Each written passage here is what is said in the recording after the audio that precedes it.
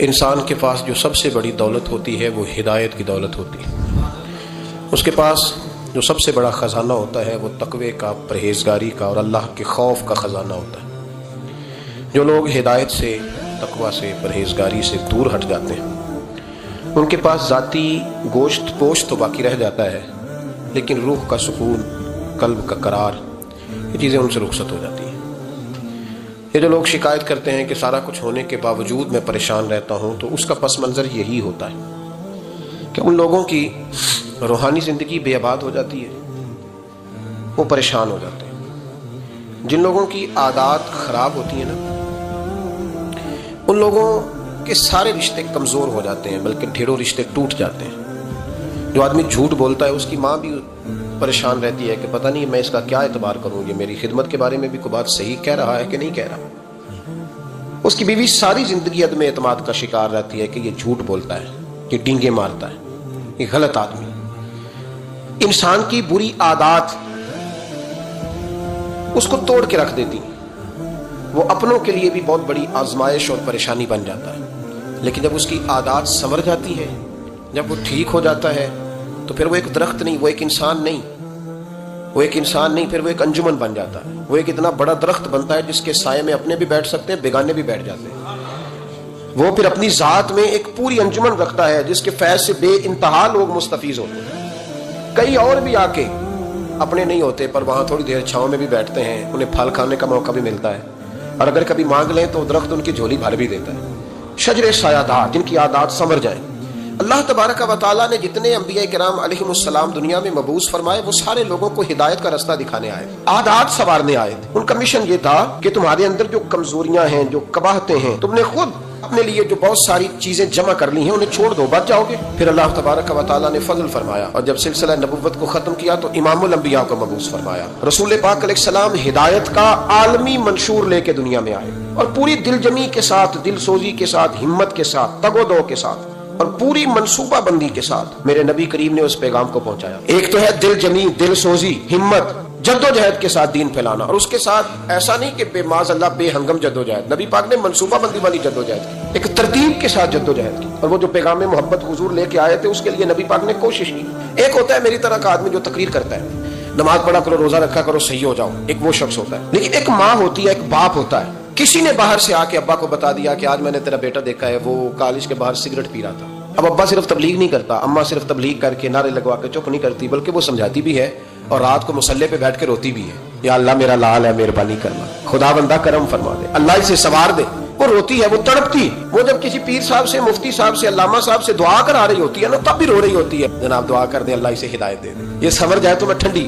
بہت سارے ایسے تقریر کرنے والے لوگ ہوتے ہیں کہ جن کے اندر ہوتا ہے جذبہ، بہت سارے لوگوں میں ہوتا ہے، لیکن اکثر ایسے ہوتے ہیں کہ جو بس ٹھیک ہے وقت گزارنا ہے، گھنٹہ بات کر دی ہے، وہ جذبات نہیں ہوتے، وہ درد نہیں ہوتا۔ لیکن جب کوئی اپنا بگڑتا ہے، جب کسی اپنے کی شکایت آتی ہے تو باپ کے آنسو گرتے ہیں، وہ درد ہوتی ہے۔ میرے رسول کریم نبی رحمت، آقا دو عالم، محبوب دو عالم علیہ السلام، تبلیغ کا انداز یہ تھا کہ دن کو تبلیغ کرتے تھے امت کی ہدایت کے لیے، اور رات کو مصلے پہ بیٹھ کے رو کے امت کی ہدایت کے لیے دعا مانگا کرتے تھے۔ حضور دعائیں بھی مانگتے، تڑپ، یہ جو 7 دعا شامل ہوتی ہے نا، یہ اخلاص کا پتہ دیتی، یہ کہتی ہے کہ نہیں، یہ جو مشن ہے نا، اس میں کچھ حسن ہے، اس میں کچھ وقار ہے۔ اور رسول کریم نبی رحمت صلی اللہ تعالی علیہ وآلہ وسلم نے جد و جہد کے ساتھ دین پھیلایا۔ اللہ کریم جب حضور کی بڑی جد و جہد کو ملاحظہ فرمایا تو رب کریم نے فرمایا، طٰہٰ ما انزلنا علیک القرآن لتشقیٰ، محبوب آپ پر اس لیے قرآن تو نازل نہیں کیا تھا کہ آپ مشقت میں پڑ جائیں۔ مشقت کے لفظ کو سمجھتے ہیں؟ ایک قید ہوتی ہے، ایک قید با مشقت ہوتی ہے۔ قید، یہ مشقت بڑا مشکل لفظ ہے۔ مشقت مطلب ہم تو پڑھ جاتے ہیں نا قرآن پاک، لیکن سمجھتے نہیں۔ لفظ مشقت یعنی قیدی کے پیروں میں اور ہاتھوں میں زنجیریں اور بیڑیاں بھی ہوتی ہیں اور چکی بھی پیسنی ہوتی ہے، وہ قید مشکل ہوتی ہے۔ ایک ہوتا ہے کام کرنا، ایک ہوتا ہے مشقت والا کام کرنا، جد و جہد والا کام کرنا، شرابور ہونا پسینے میں۔ رسول پاک نے 20 منٹ 25 منٹ اے سی والے کمرے میں بیٹھ کے اور پجاروں میں آ کے اور جناب نعرے لگوا کے اور ہٹو بچوں کی داستانیں کر کے دین کی تبلیغ نہیں کی، بلکہ رسول پاک علیہ السلام نے دین کے لیے مشقت فرمائی ہے، دین کے لیے مشقت۔ لتشقیٰ، محبوب آپ تو مشقت میں پڑ گئے، جد و جہد کی۔ حضور کے دل کی سب سے بڑی خواہش یہ تھی کہ یہ لوگ سنور جائیں، یہ لوگ بدل جائیں، ان کی عادات ٹھیک ہو جائیں، ان میں تبدیلی آ جائے۔ یہ تڑپ تھی نبی کریم۔ اب یہ تڑپ نہیں ہوتی، اب تڑپ یہ ہوتی ہے کہ میرے ساتھ سیٹ ہے نا۔ بہت سارے لوگوں کو تو لوگ تبلیغ ہی نہیں کرتے کہ کوئی بات بتائی تو یہ ناراض ہو جائے گا، بڑا سخت ایک دن ایک شخص مجھ سے نالا ہوا، بڑا سخت. میں ضلع اٹک میں تھا تو اس نے مجھ سے سلام لی. اب نبی پاک صلی اللہ تعالی وسلم کا طریقہ ہے کہ حضور نے کافر کے ساتھ کبھی رخ نہیں موڑا، لیکن ایک حضور کے غلام نے سونے کی انگوٹھی پہن کے نبی پاک سے سلام لینی چاہیے تھی. اللہ کے رسول نے توجہ پھیر لی تھی. تو بڑی سخت بات ہے نا کہ رسول رحمت اگر کہیں کہ تیرے ساتھ ہاتھ ہی نہیں ملانا. تو وہ صاحب آئے تو میرے ساتھ سلام لینے لگے تو میں نے کہا یہ سونے کی انگوٹھی اتار لیں. کیا کریں؟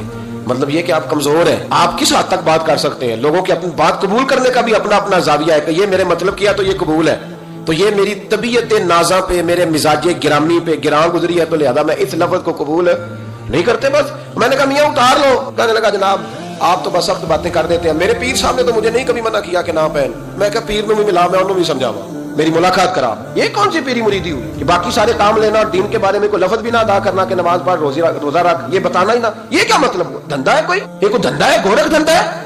نذرانہ ٹائم پہ وصول کرنا اور اسے کبھی نہ کہنا کہ اللہ رسول کی بارگاہ میں جھک جا، اپنے طواف کرائے جانا اور بیت اللہ کا رستہ ہی نہ دکھانا. کیا مطلب ہے ان باتوں؟ میرے نبی کریم علیہ السلام نے یہ نعرہ نہیں لگایا کہ سڑکیں پکی ہوں گی، یونیورسٹیاں بنے گی، بلکہ میرے محبوب نے فرمایا ہم انسانوں کی تعمیر کریں گے، ہم اخلاق سنواریں گے، ہم کردار میں پختگی لائیں گے. اور رسول پاک کی یہ تڑپ تھی میرے نبی کی کہ لوگ دوزخ میں نہ جائیں، جہنم میں نہ جائیں. نبی کریم علیہ السلام فرمایا کرتے تم ان پتنگوں کی طرح ہو جو آگ کی طرف جاتے ہیں، اور میں اس کی طرح ہوں جو پکڑ کے سینہ بند سے کھینچتا ہے اور کہتا ہے جہنم سے بچ جاؤ، جہنم سے. آپ قرآن و سنت کو پڑھیں، نبی پاک نے جھوٹ کی مذمت پر باتیں بیان فرمائی، شراب نہ پیو دلائل دیے سمجھایا، زنا، بدکاری، بددیانتی، چغلی، غیبت. یعنی میرے رسول پاک نے ہمیں وہ سارے راستے بتلا دیے کہ یہ سارے دوزخ کی طرف جاتے ہیں، ان پہ نہ چڑھنا. اور اس سڑک کا بھی پورا پتہ بتلایا جو سیدھی جنت کے دروازے کے آگے جاتی. ہر جگہ حضور نے رہنمائی کی تاکہ اللہ کے بندے جہنم میں. سمجھ آ رہی ہے میری باتوں؟ سب سے یہ بڑی فکر کرتے ہیں نا، بچہ سیاڑا ہو جائے، پڑھ جائے، تھوڑی سی یہ بھی فکر کیا کرو کہیں دوزخ میں نہ چلا جائے. یہ بھی تھوڑی ٹینشن لے لو کسی وقت کہ کہیں بچہ اور بچی جہنم میں نہ چلے جائے، یہ بھی ٹینشن لے لو، یہ بھی پریشانی کا موقع ہے. اس پر بھی تھوڑی غور کرو. میرے رسول کریم نبی رحمت حضور اکرم صلی اللہ تعالی علیہ وآلہ وسلم تشریف فرماتے. بڑی خوبصورت بات ہے. حضور بیٹھے تھے، حضرت ابو ہریرہ رضی اللہ تعالیٰ عنہ فرماتے ہیں ایک شخص آیا، ہم بھی حضور کے ساتھ بیٹھے تھے صحابہ. بڑی پیاری بات ہے، اس کو اگر سمجھ گئے نا تو آج کا سارا مضمون آپ کی سمجھ میں آئے گا. آج ہمارے ہاں پتہ پڑھا لکھا کون ہوتا ہے جو یہ کہتا ہے کہ گاؤں سارے جاہلوں کا ہے، یہ کہہ کے جان چھڑانا آسان. ان پڑھ ہے جی، ان کو کیا پتا، جاہل ہیں جی سارے. او میاں تو پڑھا لکھا ہے؟ مولا علی شیر خدا سے کسی نے کہا تھا حضور سیاںا کون ہوتا ہے؟ فرمانے لگے عقل مند وہ ہوتا ہے جسے جاہلوں سے گزارا کرنا آ جائے، جسے ان پڑھ لوگوں کے بیچ رہنے کا سلیقہ. میں نے بی اے کیا ہے، میں نے بی بی اے کیا ہے، میں نے ایم بی اے کیا ہے، یا میں 2 4 5 بڑے لوگوں میں سیاںا ہوں. یہ جاہل ہے سارے. سبحان اللہ. یہ کہہ کے جان چھڑانا تو آسان ہے، لیکن کسی جاہل کو دین کی تعلیم دینا مشکل ہے، اسے آداب زندگی سکھانا یہ مشکل ہے.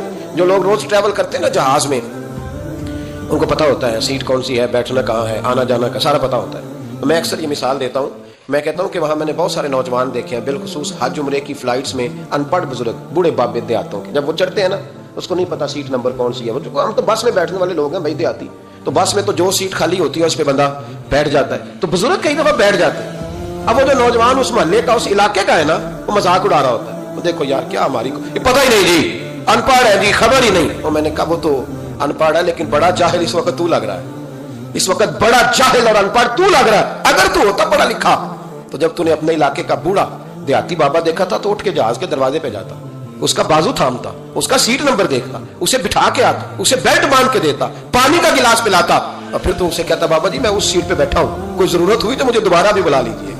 یہ تو تیری تعلیم کا پتہ چلتا نا کہ اب تو پڑھا لکھا ہے، اب تو سیانا ہے، اب تو سمجھدار، اب تو باشعور ہے. الحمدللہ مجھے اللہ تعالیٰ حج کے قافلے کے ساتھ لے جاتا ہے تو میں اپنے دوستوں کی ایک ٹریننگ کرتا ہوں. میں کہتا ہوں بس نہ دائیں بالیں والوں کو حوصلہ دیتے رہو.